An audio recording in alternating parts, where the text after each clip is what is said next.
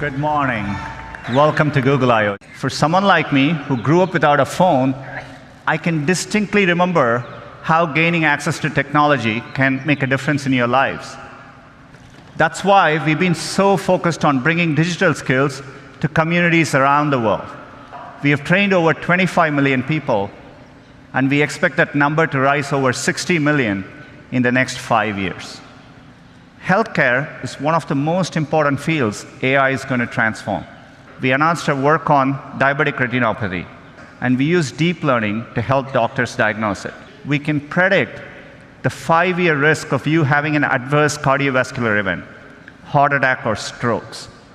We've been working with our partners using de-identified medical records.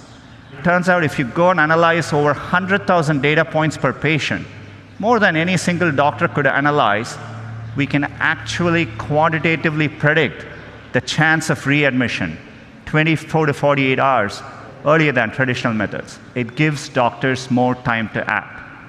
The great thing about technology is it's constantly evolving.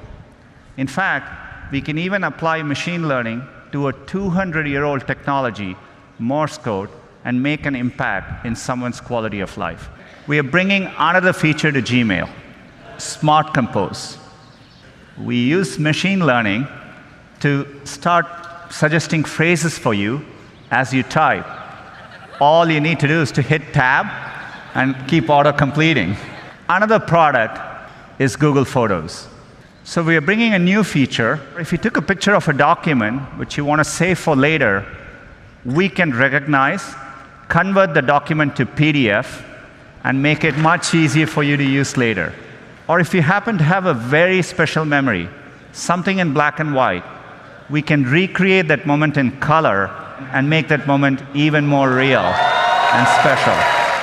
And we are adding, as of today, 6 new voices to the Google Assistant. John Legend's voice will be coming later this year so that you can get responses like this. At 10 a.m., you have an event called Google I/O Keynote. Then, at 1 p.m., you have margaritas. Have a wonderful day. I'm looking forward to 1 p.m. Today, the Assistant is available on over 500 million devices.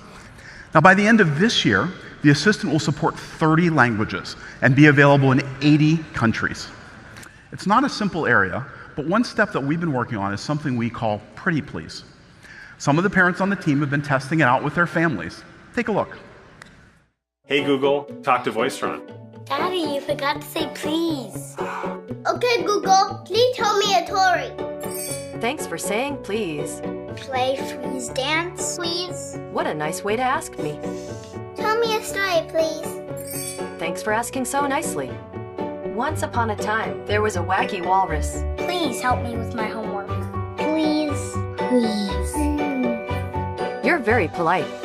I know. So the Assistant understands and responds to positive conversation with polite reinforcement. Now, sometimes the Assistant can actually be more helpful by having a lower visual profile. So let's say I'm heading home from work. I have Google Maps showing me the fastest route during rush hour traffic. Hey Google, send Nick my ETA and play some hip-hop. Okay, letting Nick know you're 20 minutes away and check out this hip-hop music station on YouTube. Hey Google, order my usual from Starbucks. Hello, welcome back to Starbucks. That's one tall, non-fat latte with caramel drizzle. Anything else? So no thanks. And are you picking that up at the usual place? So I'm gonna tap yes.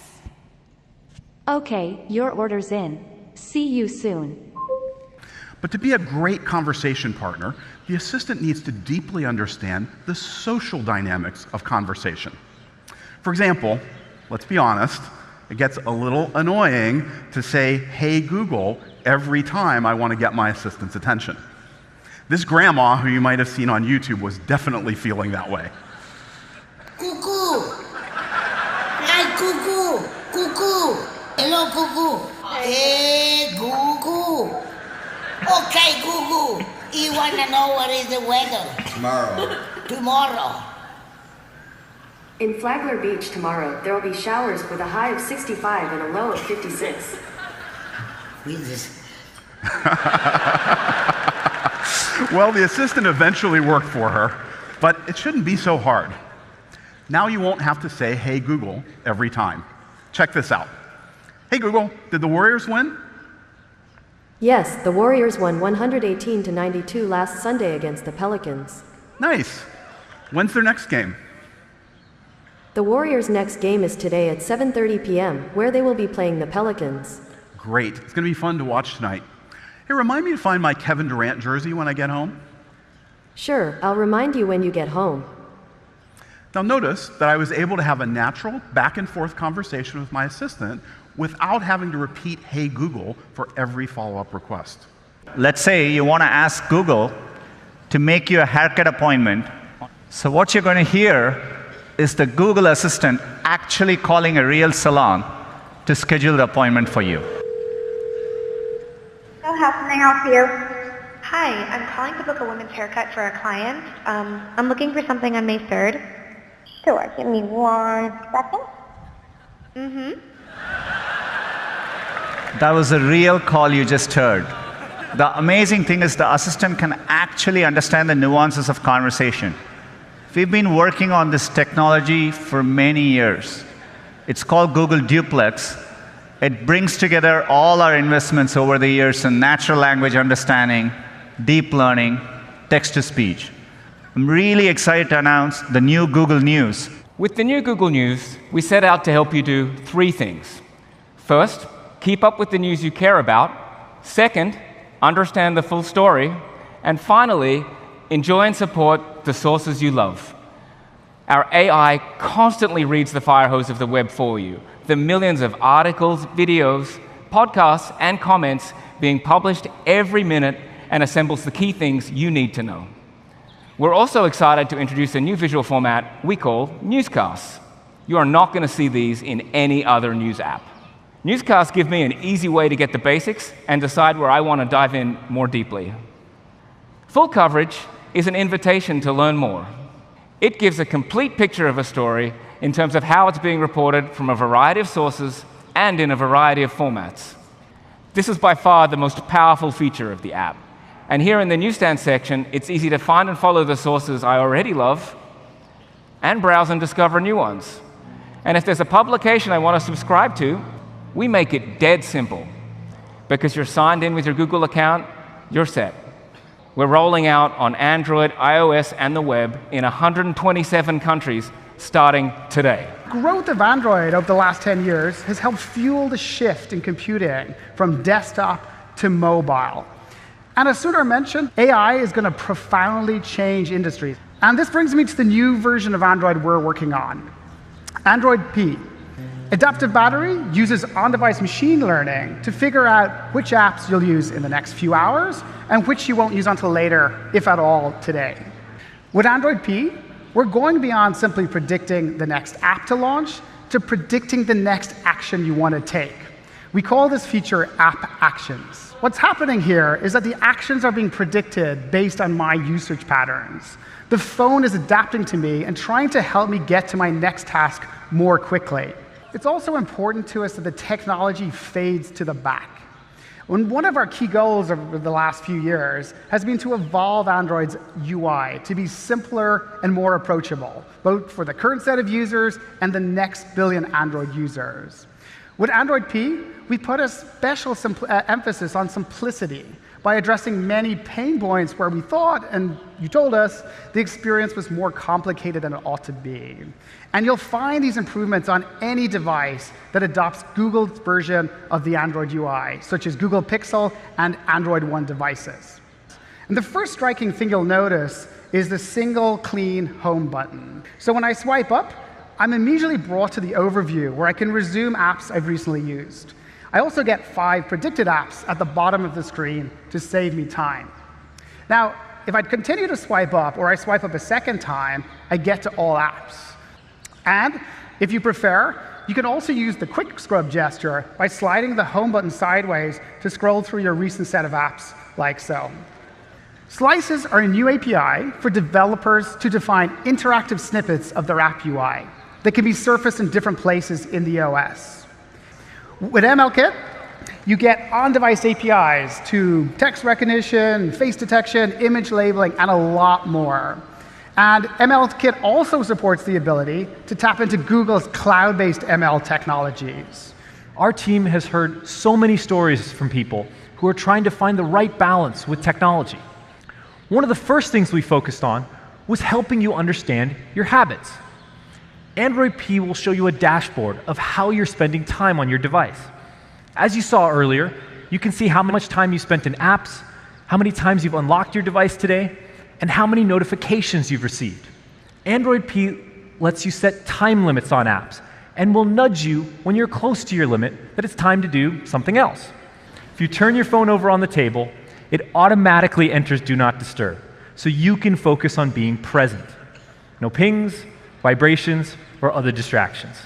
You can tell the Google Assistant what time you aim to go to bed, and when that time arrives, it will switch on Do Not Disturb and fade the screen to grayscale, which is far less stimulating for the brain and can help you set the phone down. Well, today, we're announcing Android P Beta. Maps was built to assist everyone. We've mapped over 220 countries and territories and put hundreds of millions of businesses and places on the map. We're adding a new tab to Maps called For You. It's designed to tell you what you need to know about the neighborhoods you care about, new places that are opening, what's trending now, and personal recommendations. We've created a score called Your Match to help you find more places that you'll love. Your Match uses machine learning to combine what Google knows about hundreds of millions of places with the information that I've added. Let me paint a familiar picture. Your phone says, head south on Market Street. One problem, you have no idea which way is south.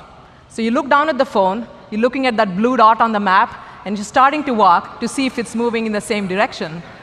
Our teams have been working really hard to combine the power of the camera, the computer vision, with Street View and Maps to reimagine walking navigation.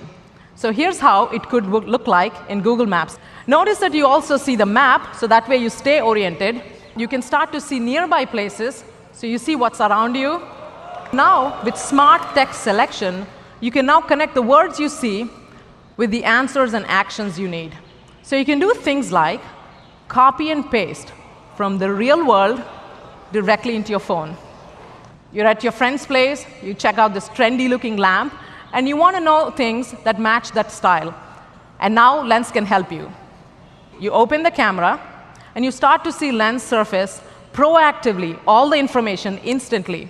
And it even anchors that information to the things that you see. Waymo is the only company in the world with a fleet of fully self-driving cars with no one in the driver's seat on public roads. So Phoenix will be the first stop for Waymo's driverless transportation service, which is launching later this year. Soon, everyone will be able to call Waymo using our app, and a fully self-driving car will pull up with no one in the driver's seat to whisk them away to their destination. Towards the end of last year, it came to my attention that we had a major bug in one of our core products. It turns out we got the cheese wrong in our burger emoji. Anyway, we went hard to work. I never knew so many people cared about where the cheese is. We fixed it. You know, the irony of the whole thing is I'm a vegetarian in the first place.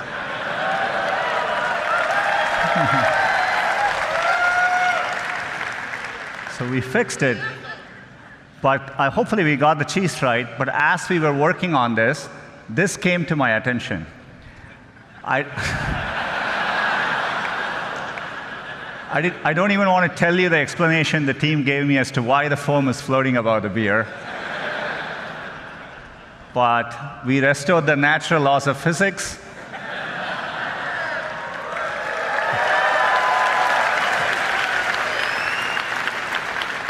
So all is well. We can get back to business. We can talk about all the progress since last year's I/O. I hope you all find some inspiration in the next few days to keep building good things for everyone. Thank you.